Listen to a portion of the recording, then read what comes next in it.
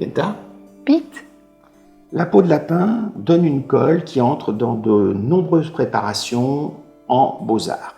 2 exemples. Comme colle de marouflage, on l'utilise à chaud pour assembler 2 supports. Par exemple, une toile sur un carton.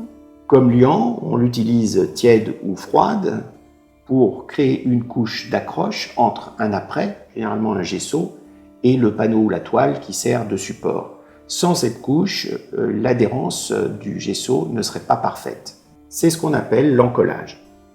Cette colle existe en poudre ou en granulé ou en plaque. Quels sont les avantages de cette colle et de ses différentes présentations? La colle en plaque se conserve extrêmement bien quand elle est sèche avant préparation. La colle en poudre est un petit peu plus facile à mettre en œuvre et à préparer. En revanche, il faut faire bien attention de la garder à l'abri de l'humidité dans une boîte en métal comme ça, comme les biscuits. Il y a une chose aussi qui est agréable. C'est un produit naturel, sans produits toxiques. Enfin, la colle de peau de lapin a été utilisée depuis des siècles. On en connaît donc parfaitement la stabilité. Alors comment est-ce qu'on prépare cette colle de peau?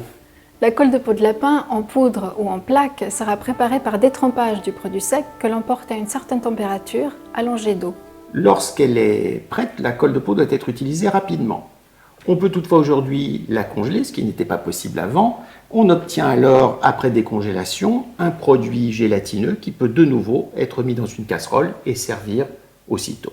Si vous voulez savoir le détail des recettes et avoir des conseils supplémentaires sur la manière d'utiliser ou de préparer la colle de peau, vous pouvez vous référer aux vidéos spécifiques faites sur ces 2 présentations en plaque et en poudre.